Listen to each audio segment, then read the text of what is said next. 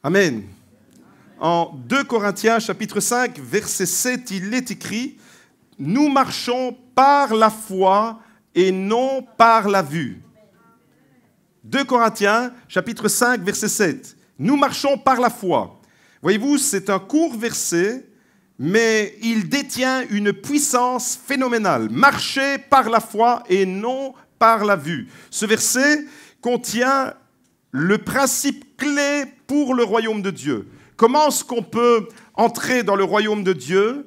Par la foi. Comment est-ce qu'on peut prospérer dans le royaume de Dieu? Par la foi. Comment est-ce qu'on peut comprendre les principes du royaume de Dieu? Par la foi. Et c'est à cause de cela que l'apôtre Paul dit, nous marchons, nous avançons, nous entrons dans les nouveaux projets que Dieu a pour notre vie, non pas par la vue, non pas les réalités visibles qui se présentent à nous, mais par la foi. Ce verset nous dit comment nous devons marcher. Il nous dit comment nous devons comprendre nos situations. Nous traversons tous des situations difficiles, différentes les unes des autres. Certaines situations sont des situations heureuses, comme hier, nous avons célébré le mariage de Josué et Mathilde, et il y a des courageux ce matin qui étaient au mariage hier et qui sont présents au culte. Alléluia. Alors j'ai coincé Mathilde et je lui ai dit, Mathilde, est-ce que demain tu seras à la louange? Elle me dit, ah non, non, non, non. Ce verset détient la clé même et il nous dit comment nous devons comprendre nos situations. Je ne sais pas quelle est la situation que tu traverses, mais est-ce que tu comprends ta situation par la foi ou tu comprends ta situation par ce que tes yeux voient? Vous voyez, il y a deux manières d'appréhender et il y a deux manières différentes. Ce verset nous dit comment nous devons justement appréhender les différentes phases, les différents moments de la vie, les saisons dans lesquelles nous nous retrouvons. Nous nous retrouvons et nous traversons des saisons différentes et nous sommes tous des interprètes de notre propre vie. Lorsque nous subissons un événement, qu'il soit heureux ou malheureux, nous l'interprétons, nous analysons. Mais à partir de quoi tu analyses ta vie? À partir de ce que tes yeux voient ou à partir de ce principe que la parole de Dieu vient de nous donner? Nous marchons par la foi et non par la vue. Alors ma question ce matin, c'est de quelle manière voyons-nous les difficultés et les obstacles qui peuvent se dresser sur notre chemin? De quelle manière? Tu es peut-être dans un projet, tu es peut-être engagé dans quelque chose, vous êtes dans un projet et vous rencontrez un obstacle. Comment voyez-vous cet obstacle? Peut-être que vous êtes engagé dans une responsabilité. On vous a confié à l'église, le pasteur vous a confié une responsabilité, ou au travail, on vous a confié une responsabilité. Et devant cette responsabilité, eh bien, vous rencontrez un obstacle. Un obstacle et la responsabilité qu'on vous a confiée, eh bien, elle est un peu mise à mal. Comment vous interprétez cet obstacle et cette difficulté? Peut-être que vous avez besoin de votre voiture à tout prix, mais elle tombe en panne. Ça vous est déjà arrivé, ça? C'est arrivé à notre sœur Nicole, la pauvre.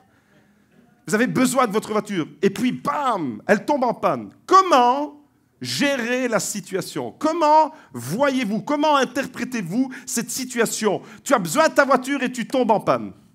Alors, soit tu dis c'est le diable qui s'acharne sur ma vie, soit tu te dis c'est le Seigneur qui m'épargne peut-être d'aller faire un accident parce que j'allais partir avec ma voiture, j'étais énervé. Vous voyez, il y a deux façons d'interpréter notre vie. Comment est-ce que vous interprétez les difficultés? Vous devez prendre l'avion, par exemple, pour un voyage important, et puis vous vous retrouvez devant la porte d'embarquement, et la porte se ferme, et vous ratez l'embarquement, et vous devez retourner à la maison. Comment vous interprétez ces situations-là dans votre vie? Par les yeux de la foi ou par ce que vos yeux voient? Comment voyons-nous? Comment comprenons-nous? Comment analysons-nous les situations dans lesquelles nous nous retrouvons?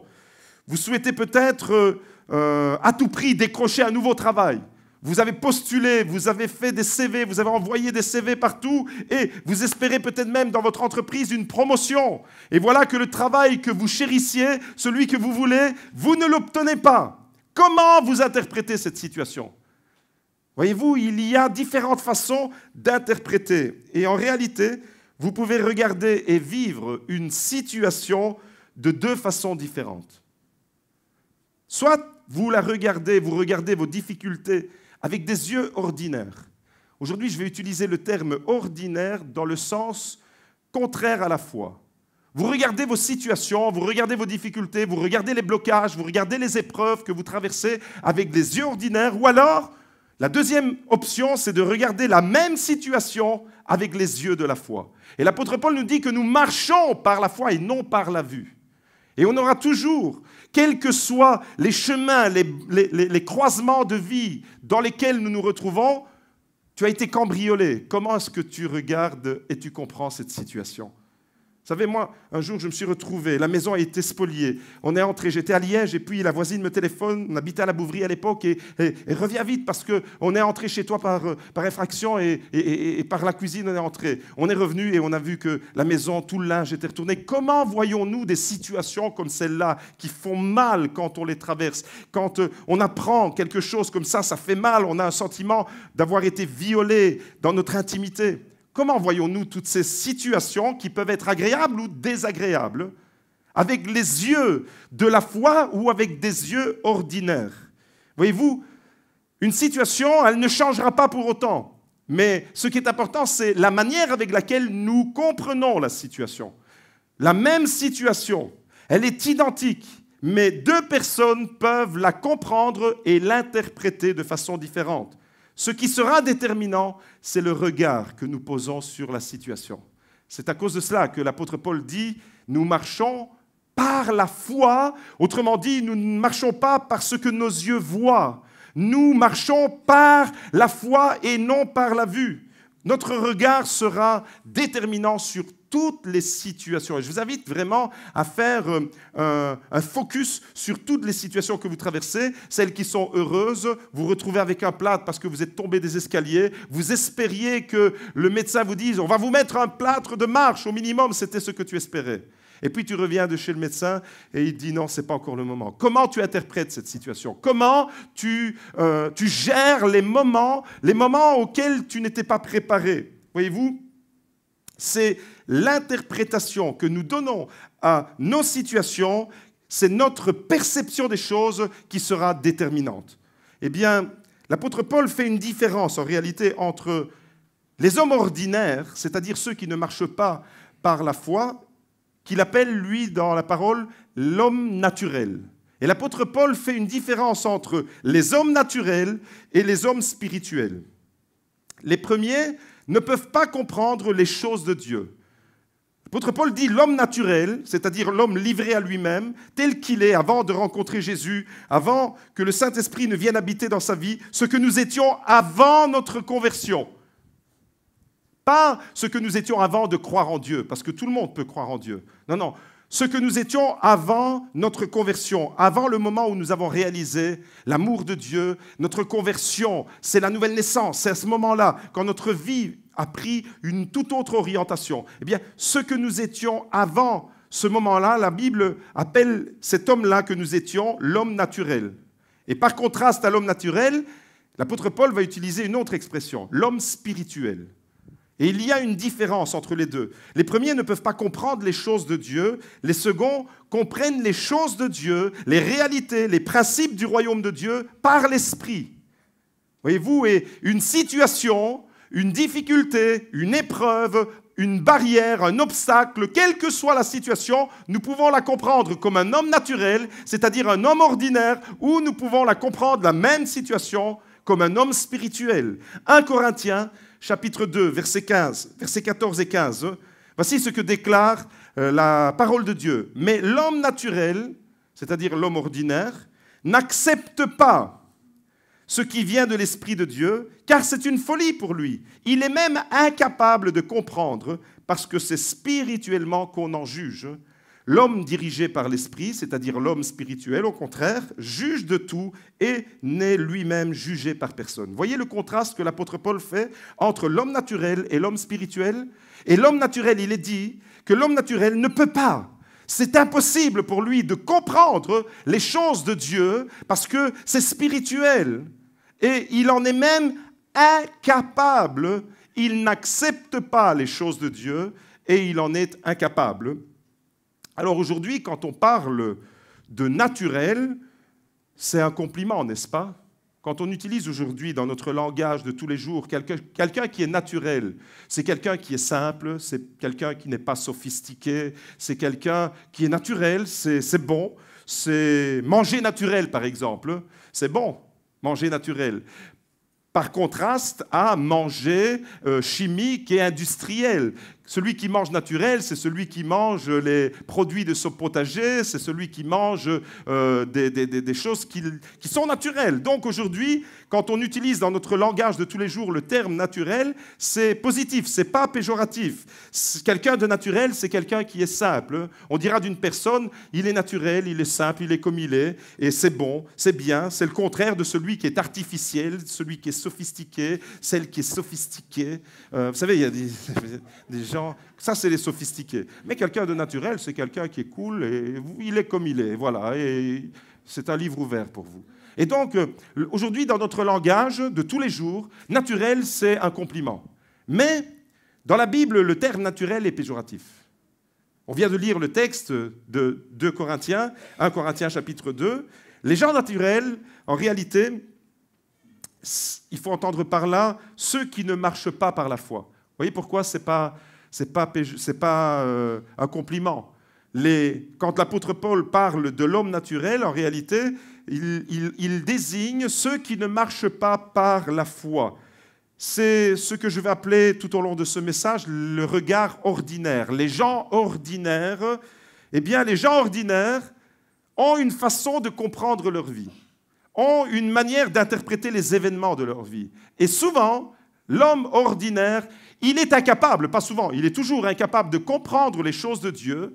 Et l'homme ordinaire, il s'arrête souvent sur les obstacles, au contraire de celui qui marche par la foi. Et aujourd'hui, je vais établir un contraste entre les gens ordinaires et les gens de la foi qui, eux, voient les opportunités et les possibilités qui se dégagent dans une situation qui est la même, elle est identique, mais les gens ordinaires vont voir l'obstacle, les gens de la foi vont voir l'opportunité, vont voir une ouverture, vont voir une possibilité qui se dégage. Le jour où Goliath s'est retrouvé devant des hommes ordinaires, vous vous rappelez de l'histoire de Goliath, ce géant de plus de 3 mètres?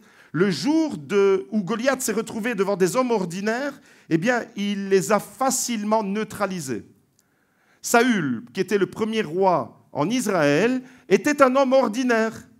Et les gens ordinaires sont bloqués dans des situations. Saül a été bloqué. Il a été neutralisé par la peur. Les frères de David étaient des hommes ordinaires. Ils marchaient par la vue, ils ne marchaient pas par la foi.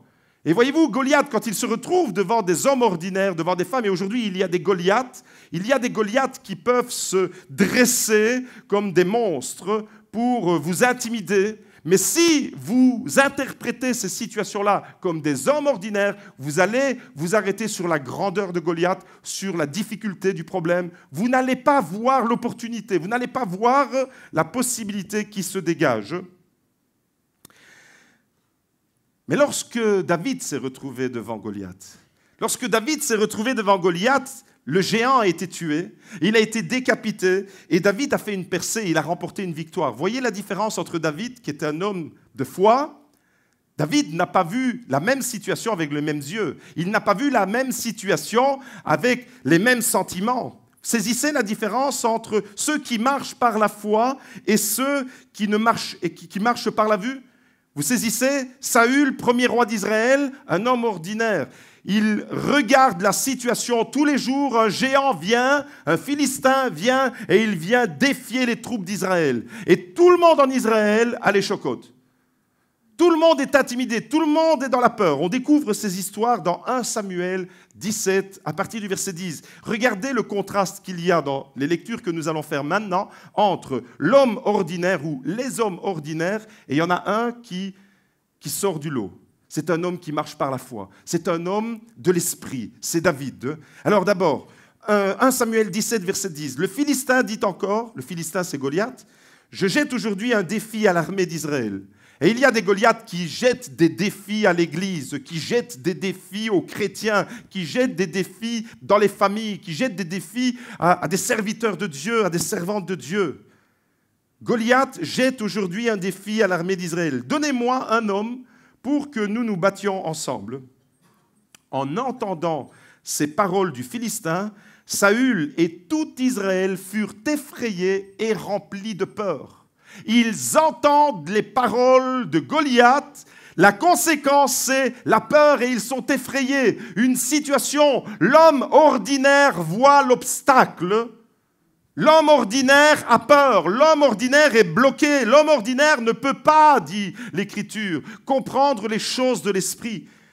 Au verset 33, 1 Samuel 17, 33, Saül dit à David, « Tu ne peux pas aller te battre contre ce Philistin, tu n'es qu'un enfant. » Vous avez remarqué le langage de l'homme ordinaire, c'est des impossibilités. On met en avant les impossibilités. Tu n'y arriveras pas, tu es un incapable, tu es trop petit, tu n'es pas assez qualifié, tu n'es pas assez compétent.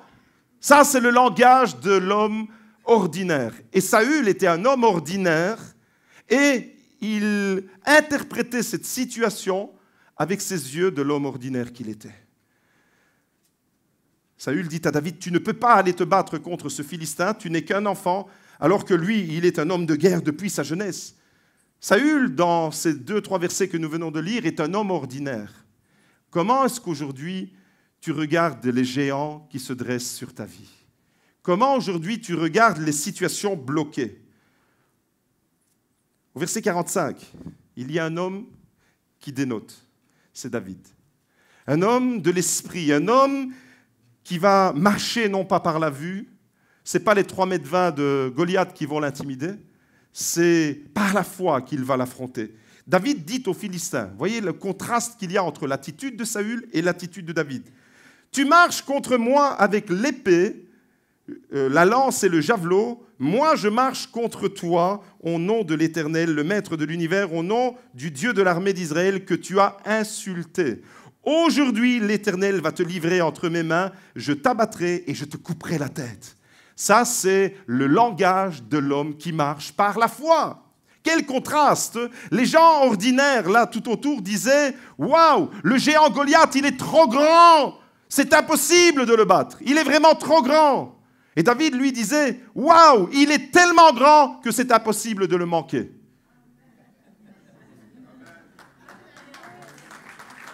La même situation interprétée de façon différente. Goliath, il est tellement grand, impossible de le battre. Non, David dit, il est tellement grand, il faut vraiment être un taré pour le manquer. Parce qu'avec mes 5 pierres et ma fronde, c'est sûr et certain, il est tellement grand. Plus la cible est grande, plus c'est facile de l'atteindre. Oui ou non? Donc la grandeur de ton géant n'est pas un problème pour ton Dieu, sauf si tu as le regard de celui qui est un homme ordinaire et qui marche comme un homme naturel, qui marche par la vue. Tu vois ton géant et tu es intimidé. Mes amis, pour les uns, la situation, elle est bloquée et elle restera bloquée. Leur langage, c'est « tu ne peux pas ». Et peut-être que vous avez déjà été entouré de personnes qui tiennent ce langage. Peut-être que vous avez déjà été entouré de gens qui disent « tu n'y arriveras pas, tu vas échouer, tu n'es pas capable ». Souvent aujourd'hui, j'entends des jeunes qui ont des difficultés avec certains professeurs et des professeurs qui rabaissent, qui humilient et qui disent « t'es incapable, tu n'y arriveras pas ». Et puis à la fin, eh bien, ils ont quand même réussi. Pourquoi? Parce qu'ils n'ont pas regardé leur géant avec les yeux ordinaires, mais ils ont regardé leur géant avec les yeux de la foi. Pour David, la situation qui était bloquée pour Saül et pour tous les autres, pour David, en réalité, c'est une belle opportunité pour que la gloire de Dieu puisse se manifester. Vous voyez, les problèmes que nous rencontrons, soit nous les voyons comme des problèmes, comme des empêchements d'avancer, comme des difficultés, comme de l'oppression, comme des attaques, et nous sommes toujours découragés, ou alors nous voyons les problèmes et les difficultés que nous rencontrons pour que la gloire de Dieu se manifeste. Vous avez entendu les beaux témoignages d'Enzo et Céline tout à l'heure. Des problèmes qui se sont accumulés dans leur vie, mais la gloire de Dieu s'est manifestée. Le géant, c'était le géant de la maladie, le géant de l'épreuve, le géant de la stérilité, le géant des difficultés. Mais par les yeux de la foi, eh bien, ce géant-là, il est terrassé. Et David dit, toi, tu marches avec la lance, le javelot, avec tout ton artifice, mais moi, je marche. Et c'est ça, marcher par la foi. Moi, je marche au nom de l'Éternel des armées. Aujourd'hui, je te coupe la tête et je t'enterre vivant. Alléluia. Non, il est plus vivant, il est mort. Mes amis, première leçon que j'aimerais vous laisser, il y en aura 3 au total. Le regard de la foi te fait remporter des victoires. Si tu regardes avec la foi, si tu marches avec la foi, tu remportes des victoires comme David. Amen. Lorsque Moïse, quelques siècles auparavant, a envoyé 12 hommes pour aller explorer le pays, la terre promise. 12 hommes. Moïse envoie 12 hommes comme des explorateurs. Parmi les 12, 10 hommes étaient des hommes ordinaires. 10 hommes avaient vu le même pays. 10 hommes avaient vu les mêmes villes. Ils avaient vu les mêmes géants.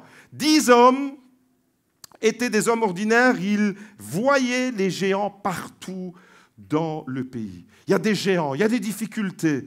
C'est impossible. Le langage de ces gens-là, ils disaient, c'est impossible d'aller dans la terre promise. Dieu nous a promis quelque chose, mais c'est impossible. Est-ce que vous croyez que c'est cohérent, ça? Si Dieu te le promet, il rend la chose possible, oui ou non? Mais eux avaient entendu la promesse comme des hommes ordinaires.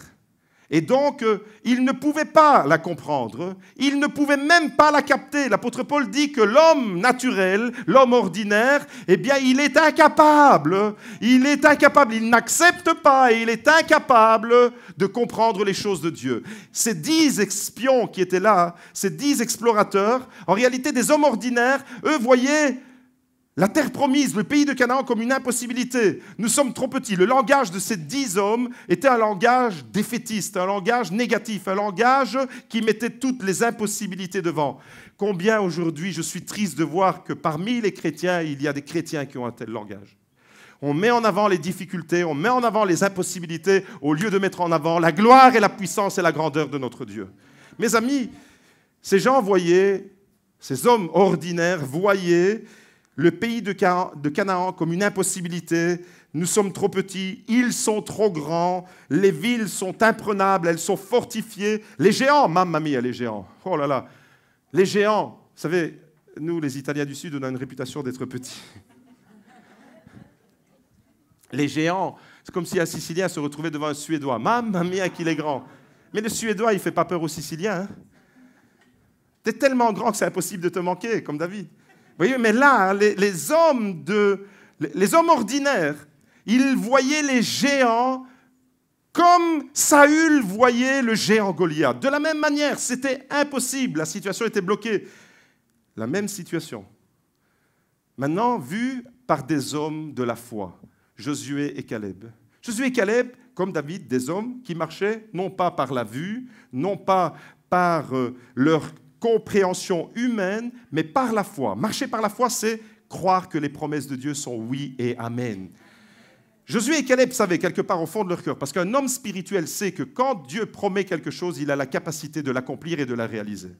Et si Dieu a promis la terre promise, il donnera les moyens aux conquérants d'aller prendre la terre promise. Voyez-vous, Josué et Caleb avaient un tout autre langage. Ils disaient, c'est possible, nous irons, nous monterons et nous allons nous emparer de la promesse et du territoire. Des hommes de la foi, ils sont confrontés à la même situation, les mêmes géants, les mêmes villes fortifiées, mais le regard est différent. Homme ordinaire, homme de la foi. Aujourd'hui, comment vois-tu le géant qui se dresse en travers de ta route et qui t'empêche d'avancer? Comment le vois-tu? Peut-être que le géant dans ton cœur, c'est une situation qui ne se débloque pas. Tu voudrais voir la situation se débloquer, mais elle ne se débloque pas. Et alors tu es découragé. Comme il nous a été rappelé pendant le témoignage, tu entends que les autres sont guéris miraculeusement, même de cancer, comme nous l'avons entendu pour notre sœur Corinne. Et tu te dis, mais moi, ma situation, elle est bloquée. Et là, il y a un découragement qui entre dans ton cœur et qui grandit. En réalité, tu le nourris tellement que tu fais toi-même, tu le fais devenir un géant. Comment est-ce que tu vois les différentes situations de ta vie? Les gens ordinaires, vous l'avez compris, sont bloqués. La plupart du temps, les gens ordinaires sont bloqués. Ils ne découvrent jamais de nouvelles destinations. Les 10, là, ils étaient dans le désert, ils s'étaient accommodés du désert. C'était là, à Kadesh Barnéa, et pour eux, c'était bien comme ça. Qu'est-ce qu'on va aller faire de l'autre côté? C'est bon, on est là, on est dans le désert. Alors que Dieu, il t'a promis plus, mais si tu es un homme ordinaire, tu te contentes de moins. Mais moi, je ne me contente pas de moins si Dieu a dit que c'était plus. Mes amis, les hommes ordinaires ne découvrent jamais de nouvelles destinations. Ils ne s'aventurent jamais non plus sur des nouveaux chemins. Ils répètent toujours les mêmes scénarios dans leur vie. Ce sont des automates programmés, un rituel. Leur vie ressemble à un rituel où tout est réglé, pam, pam, pam, pam, pam, comme Toto le Buratino. Leur vie est programmée. Ils n'entrent jamais dans la nouvelle saison. Ça, c'est les hommes ordinaires. Regarde ta vie depuis maintenant plusieurs mois, plusieurs années en arrière. Qu'est-ce que tu as fait de nouveau ces derniers temps? Quels sont les chemins nouveaux que tu as explorés? Quand es-tu entré dans une nouvelle saison de ta vie? Les hommes ordinaires n'entrent ni dans la nouvelle saison. Les hommes ordinaires se contentent de rester en automne et ils n'attendent même plus le printemps. Les hommes ordinaires restent en hiver, et bien c'est bon comme ça. L'hiver s'installe, alléluia, allez, c'est bon. Pas besoin de plus. C'est bon, il fait moins 40, c'est bon. Non, moi je ne peux pas vivre avec moins 40. Moi il me faut 40 positifs, pas négatifs. Avec 40 positifs, c'est bon. Vous prenez comme Juliette elle fait, là, regardez. Et c'est bon. Avec 40 négatifs, vous imaginez, il fait 40 en négatif, sortez dans la rue. Même pas les Canadiens, ils osent sortir. Vous comprenez que quand on est un homme ordinaire, on s'acclimate et on s'installe dans une situation qui en réalité n'est pas la situation que Dieu veut pour nous. Ça, c'est les hommes ordinaires. Ils n'entrent jamais dans une nouvelle saison. Au contraire, ceux qui ont le regard de la foi, nous marchons par la foi et non par la vue, sont des aventuriers et des conquérants. Sont des hommes qui ne s'arrêtent pas devant une situation. Et on découvre la divergence entre ceux qui marchent par la vue et ceux qui marchent par la foi dans Nombre, chapitre 13, verset 30. Caleb fit taire le peuple qui murmurait contre Moïse. Il dit « Montons et emparons-nous du pays, nous y serons vainqueurs. » Ça, c'est le langage d'un homme de la foi. Montons et nous allons nous emparer, nous allons prendre ce qui nous est promis. Les géants étaient là pourtant. Les villes fortifiées, elles étaient là. Regardez maintenant le contraste entre le regard de la foi et le regard ordinaire. La même situation, il n'y a rien qui change. Les géants, les Anakim, ils sont toujours là. Les villes fortifiées sont identiques. Écoutez le langage négatif, défaitiste des hommes ordinaires. Mais les hommes qui l'avaient accompagné dirent « Nous ne pouvons pas monter contre ce peuple, car il est plus fort que nous. » Langage négatif, on se met déjà dans la défaite. Et ils dénigrèrent devant les Israélites le pays qu'ils avaient exploré. Vous imaginez, dénigrer le pays, ça veut dire dénigrer la promesse de Dieu.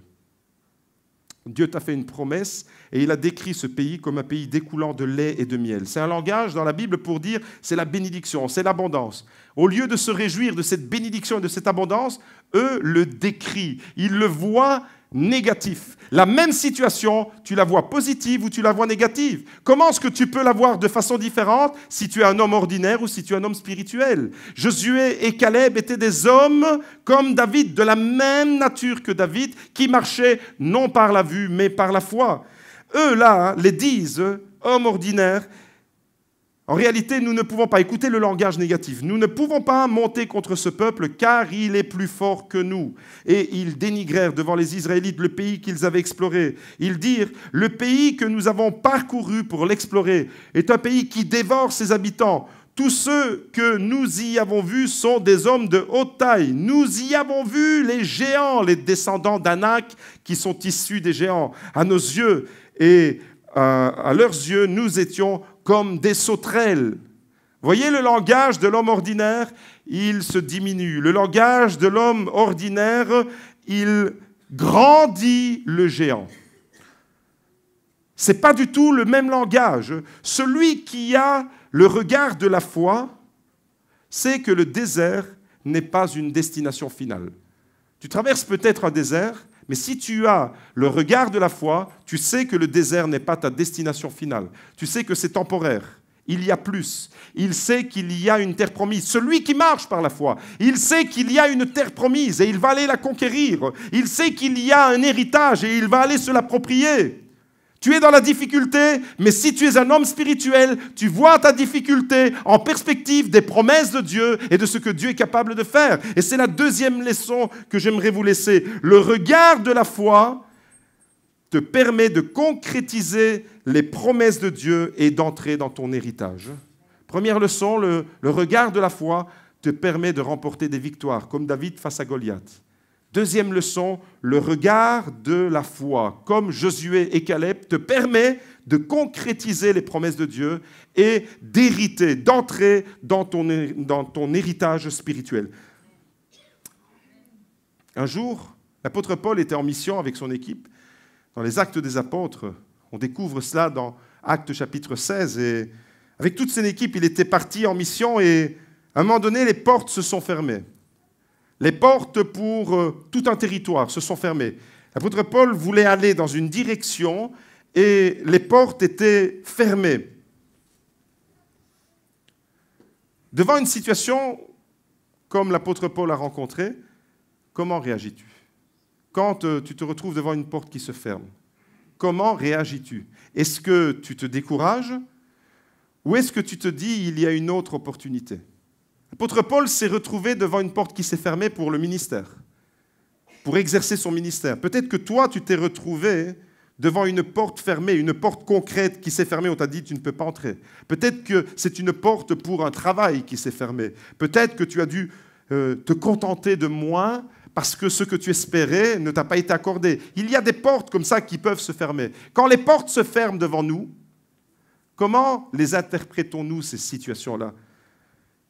L'apôtre Paul nous dit qu'ils étaient bloqués et ils ne pouvaient pas avancer dans la direction qu'ils avaient imaginée. Vous savez, des fois, tous, autant que nous sommes, nous élaborons des plans pour notre vie. Et nous nous imaginons dans 6 mois, dans 1 an, nous nous projetons et nous avons un plan que nous nous sommes forgés dans notre tête. Et voyez-vous que l'apôtre Paul, lui, avait aussi cette ambition d'aller dans cette direction-là. Il s'était fait un plan. Et malgré son plan, et ça c'est dur, hein, quand on se fait un plan de carrière ou quand on se fait un plan pour les prochains 6 mois ou pour l'année qui vient ou pour les 2-3 ans qui viennent, et on se dit, waouh, ça va, je vais faire ça, ça, ça et ça. Et puis, tout ce que tu avais prévu, il n'y a rien qui fonctionne comme tu l'avais prévu. Vous êtes déjà retrouvé devant des situations comme ça? Rassurez-moi, j'ai un grand sentiment de solitude là, ce matin, je ne sais pas pourquoi. J'ai l'impression que je suis le seul à avoir passé par des moments comme ça. Ça vous est déjà arrivé? Vous faites des plans et tout, vous dites, ouais, je suis père là, bam, dès que je finis ça, je commence ce truc-là, et puis dès que j'aurai fini ça, bam, je retourne. Alors, super, tu es galvanisé, tu as un bon plan, et après, tout ce que tu avais prévu, bam, il n'y a rien qui fonctionne. Porte qui se ferme. L'apôtre Paul, il a rencontré ça.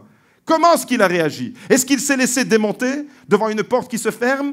Homme de la foi ou homme de la vue? Comment marches-tu quand les portes se ferment? Les hommes ordinaires voient les blocages. Les hommes ordinaires voient une porte qui est fermée. Un jour, j'ai vu une petite vidéo et je me suis dit, des fois, on ressemble à ces poules qui sont bêtes. Vous savez, une poule, c'est bête. Une poule, ce n'est pas très intelligent. Et vous mettez une poule devant un poulailler où elle est habituée d'entrer et de sortir, et vous mettez une porte fermée, si même vous ouvrez le poulailler par ailleurs, elle va croire qu'elle doit sortir toujours par où elle est passée, et elle va rester bloquée. Et je voyais cette vidéo, je dis, mais regarde-moi un peu cette poule comme elle est bête.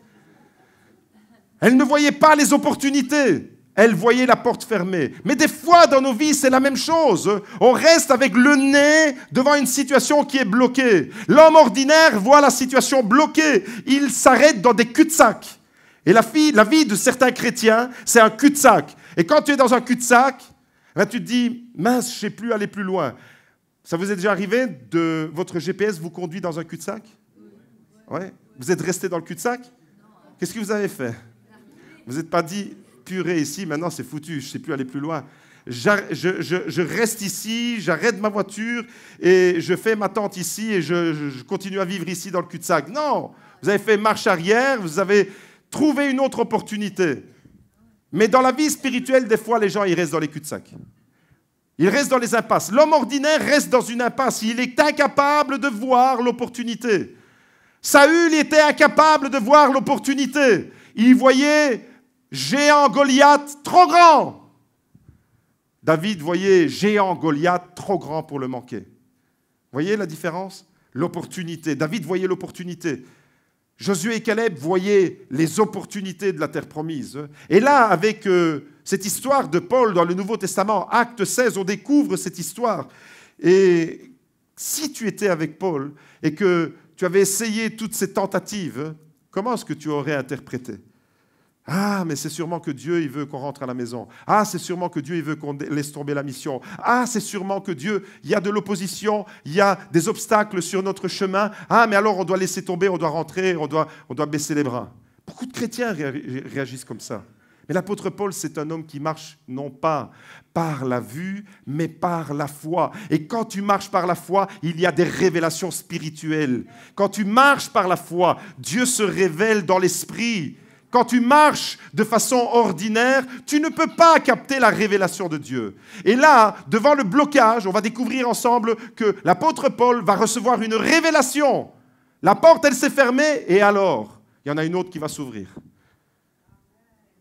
La porte se ferme, ce n'est pas la fin du monde. Il y en a 10 000 autres qui vont s'ouvrir. Ne reste pas devant une porte fermée. Les hommes ordinaires, eux, voient les blocages, ils restent dans les cul-de-sac, et quand leurs plans sont à peine modifiés, eh bien, ils sont paniqués. Les hommes de la foi voient les opportunités meilleures. On découvre cette histoire dans Acte 16. Acte 16, à partir du verset 6. Empêchés, vous voyez, il y a un empêchement. Ils étaient empêchés par le Saint-Esprit d'annoncer la parole en Asie. C'est là que Paul voulait aller. Il voulait aller en Asie. Ils sont empêchés. Ils traversèrent la Phrygie et la Galatie, verset 7. Arrivés près de la Mysie, ils se préparaient à entrer en Bithynie. Ils avaient des plans. Ils avaient décidé l'Asie, ils se préparaient pour la Bithynie, mais l'Esprit de Jésus ne leur permit pas. Il y a des portes qui se ferment. Ils traversèrent alors la Mysie et descendirent à Troas pendant la nuit, parce que Paul est un homme spirituel, et quand tu es un homme qui marche non pas par la vue, mais par la foi, tu dois t'attendre à des révélations spirituelles. L'apôtre Paul, parce qu'il marche par la foi, va recevoir une révélation sublime. Pendant la nuit, pendant que la porte est fermée, pendant que tu es découragé peut-être, pendant que tu te dis, mince, j'avais fait ce plan-là, je voulais aller en Asie, je voulais aller là-bas, je voulais faire ci, je voulais faire ça, la porte se ferme. Mais Paul, lui, ne se laisse pas démonter. Pourquoi? Parce que c'est un homme spirituel. Et il sait que quand tu es un homme spirituel, l'homme spirituel sait que Dieu a toujours une solution à ton problème. L'homme ordinaire, il ne sait pas ça. Mais l'homme spirituel sait que devant toutes les situations les plus compliquées qu'on puisse rencontrer, il y a toujours une issue qui est possible. Et l'issue, elle est là. Regardez, pendant la nuit, Paul eut une vision. La vision, elle vient si tu es un homme spirituel. Elle ne vient pas si tu es un homme ordinaire, parce que l'homme ordinaire, il a la vue, mais il n'a pas la vision. Et la vue tue la vision. Pendant la nuit, Paul eut une vision, un Macédonien lui apparut et le supplia. « Passe en Macédoine, secours-nous, viens à notre secours. » Verset 10. Suite à cette vision de Paul, nous avons aussitôt cherché à nous rendre en Macédoine, concluant que le Seigneur nous appelait à y annoncer la bonne nouvelle. Alléluia, amen. Il y a une porte qui s'est fermée en Asie, il y en a une autre qui s'est ouverte en Europe. La Macédoine, c'est la première région européenne qui a été évangélisée. La ville de Philippe, on a l'épître aux Philippiens, eh bien la ville de Philippe, c'était dans le district de la Macédoine, c'est la première ville européenne qui a été évangélisée. Tout ça à cause d'un empêchement. Tout ça à cause d'une porte qui s'est fermée. Tout ça à cause d'un blocage. Tes blocages, tes empêchements, en réalité, si tu es un homme spirituel, ça devient une opportunité. Si tu es un homme ordinaire, ça restera un blocage et une porte fermée. Un empêchement, une contrariété crée une nouvelle opportunité. Dis-le avec moi. Mes empêchements, mes contrariétés créent de nouvelles opportunités. Paul a été contrarié. Son équipe a été contrariée. Son équipe a été empêchée. Mais l'empêchement va créer une nouvelle opportunité. L'Asie se ferme, l'Europe s'ouvre. Et quand l'Europe se fermera, l'Afrique s'ouvrira. Voyez, Dieu n'est jamais pris dans une impasse. Dieu n'est jamais pris dans un cul-de-sac. Il n'y a aucune situation qui peut bloquer, lier les mains et les pieds de notre Dieu. Il est trop puissant pour cela. L'homme spirituel sait ça. Et donc, devant la situation, il ne se laisse pas démonter. Il réagit comme un homme spirituel. Troisième leçon, le regard de la foi te fait saisir de nouvelles opportunités. Le regard de la foi. Les gens ordinaires se contentent de leurs habitudes. Les gens ordinaires se contentent de leurs habitudes, ils occupent un territoire, comme Josué, Caleb et les 10, là.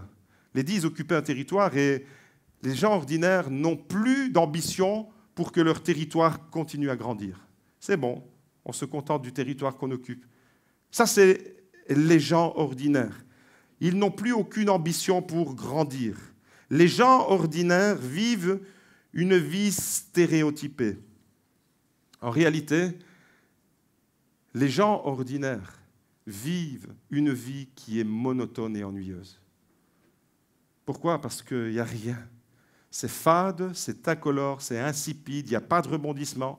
Et dès que tu es coincé dans un truc que tu avais prévu, dès qu'il y a une porte qui se ferme, tu te retrouves comme la poule devant la porte du poulailler. Tu te dis, mince, ça me fait penser à cette blague d'une peau de banane là devant. Tu la revois, tu la repères et tu te dis, oh non, c'est pas vrai, il y a une peau de banane, je vais encore tomber.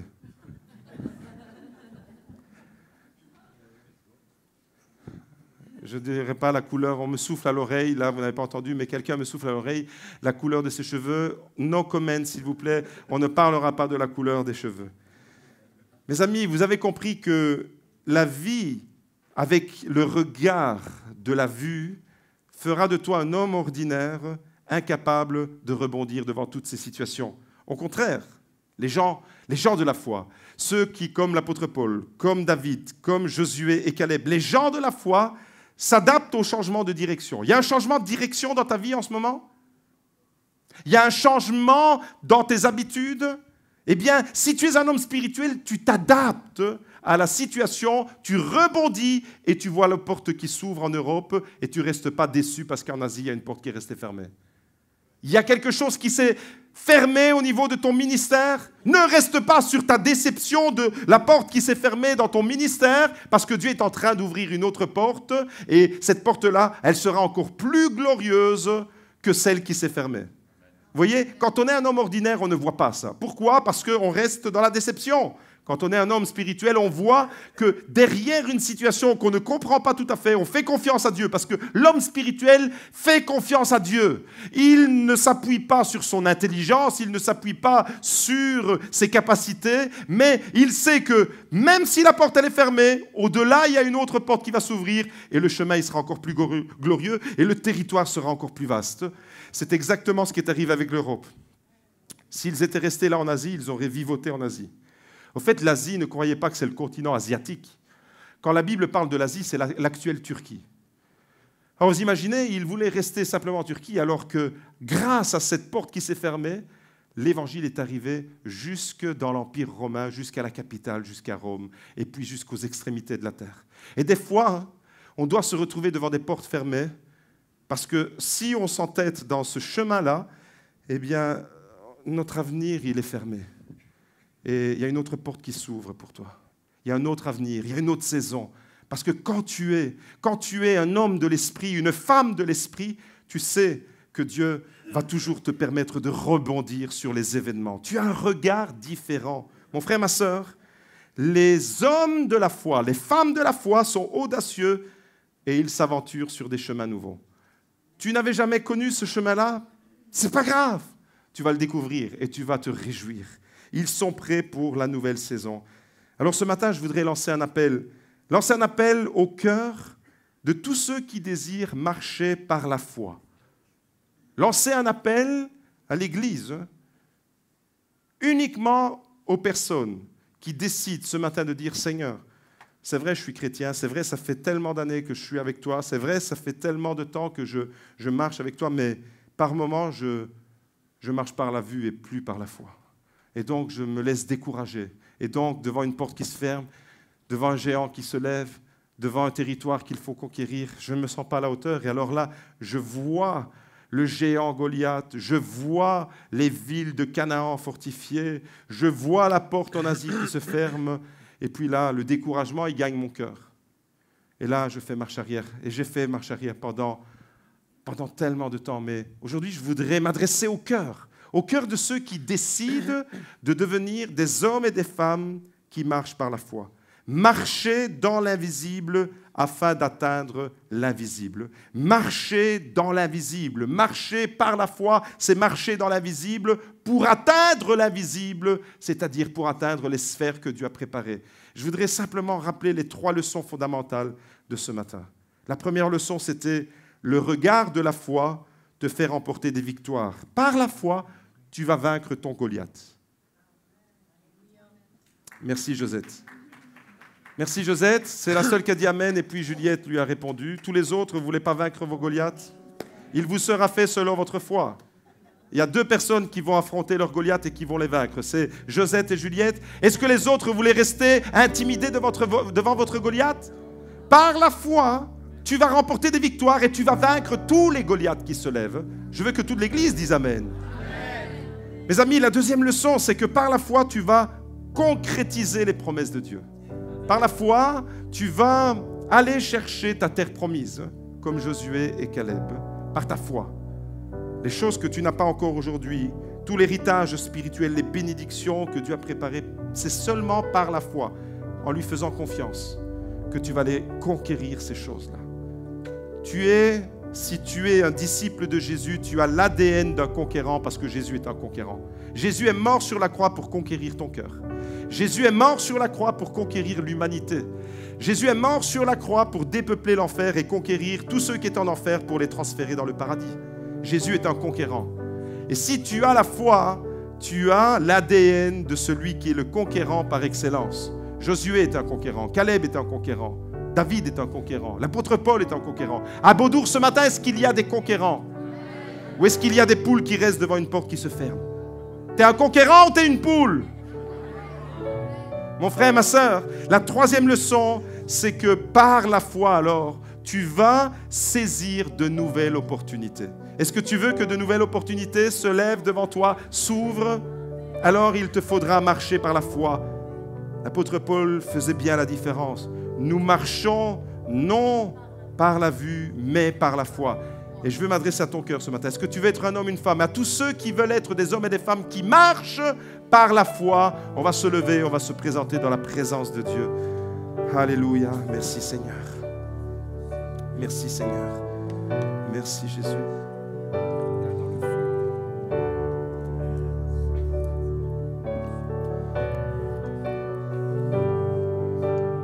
Je ne connais pas les situations que vous êtes en train de vivre en ce moment.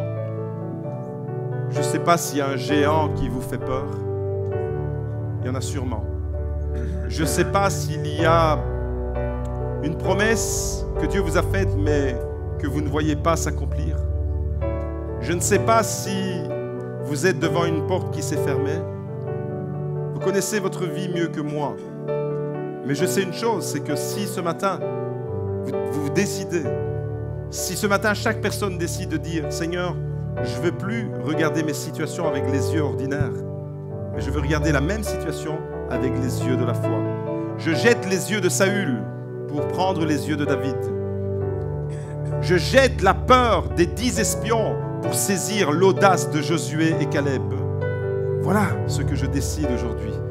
Je veux être ce chrétien qui va aller sur les nouveaux chemins, entrer dans la nouvelle saison. Je veux être ce chrétien, je veux être cette chrétienne.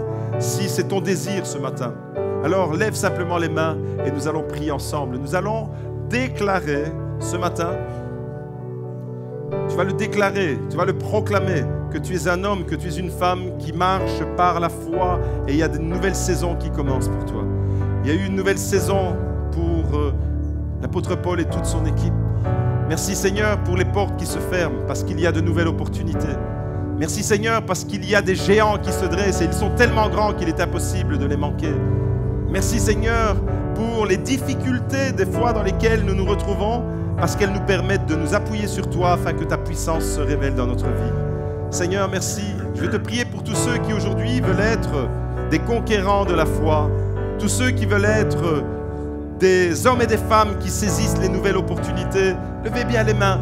Père, dans le nom de Jésus, tu vois toutes ces mains levées vers toi et comme je le disais tout à l'heure, les mains levées, c'est le signe que Seigneur, nous nous attendons à toi. Nous nous attendons à ce que tu nous donnes la capacité parce que l'homme ordinaire compte sur ses capacités, mais l'homme ou la femme de l'esprit s'appuie sur les capacités que toi tu donnes. Dans l'esprit, Seigneur, accorde-nous de nouvelles révélations comme tu l'as fait pour l'apôtre Paul. Pendant la nuit, pendant que toute la situation était bloquée, pendant nos nuits, Seigneur, là où nous ne voyons pas la lumière, tu viens te révéler à travers une vision.